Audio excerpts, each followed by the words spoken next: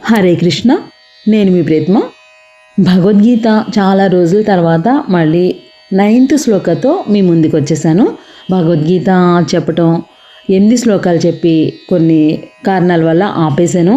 ఈరోజు భగవద్గీత మొదటి అధ్యాయము అర్జున విషాద యోగంలో 9వ శ్లోక చెప్పి భావము భాష్యం వివరించి కృష్ణతత్వం అనే మంచి విషయాన్ని మీతో నేను షేర్ చేసుకుంటున్నాను.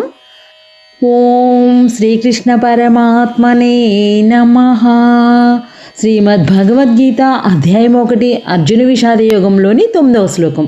అన్యే చ బహవః శూరాః మదర్థే త్యక్త జీవితాః నానాశస్త్ర ప్రహరణాః సర్వే యుద్ధ విశారదాః. శ్లోక మరొకసారి.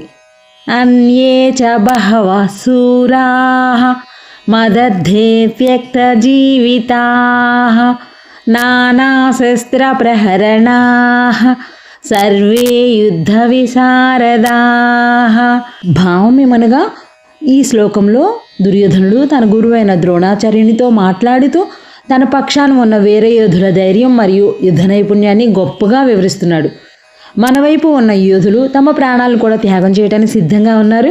వారు అన్ని రకాల ఆయుధాల్లో నైపుణ్యం కలిగిన యుద్ధ విశారదులని అతను గర్వంగా చెప్పటం ఈ శ్లోకం యొక్క భావం.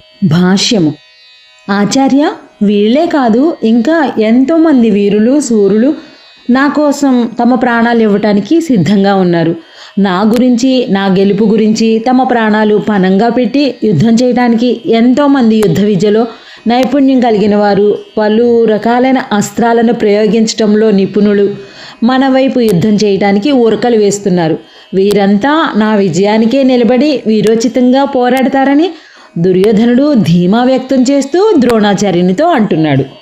కురుక్షేత్ర యుద్ధంలో అర్జునుడు శ్రీకృష్ణ భగవానునితో తాను యుద్ధం చేయవలసిన వారంతా తన వాళ్లే అని, నిర్వేదంతో యుద్ధం చేయటం నాకు ఇష్టం లేదని మాట చెప్పేటప్పుడు శ్రీకృష్ణ భగవానుడు అతనికి నీతి బోధ చేస్తూ చెప్పే ప్రతి ఒక్క మాట కృష్ణతత్వమే అన్నమాట. కృష్ణతత్వాన్ని తెలియచేసే గొప్ప సారాంశం. అలాంటి ఒక నీతి వాక్యం ఇప్పుడు మనం చెప్పుకుందాము.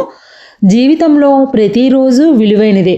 మంచి రోజు ఆనందం అవుతుంది, చెడ్డ రోజు అనుభవం అవుతుంది, కష్టమైన రోజు పాఠంగా మారుతుంది, ఇష్టమైన రోజు జ్ఞాపకంగా మిగులుతుంది అని చాలా చక్కని విషయాలు చెప్పే గీతా సారాంశం మనం కూడా తెలుసుకోవటంలో ఎంతో ఆనందం ఉంటుంది కదండి. సర్వేజన సుఖినో భవంతు. సర్వం శ్రీకృష్ణార్పణమస్తు. హరే కృష్ణ.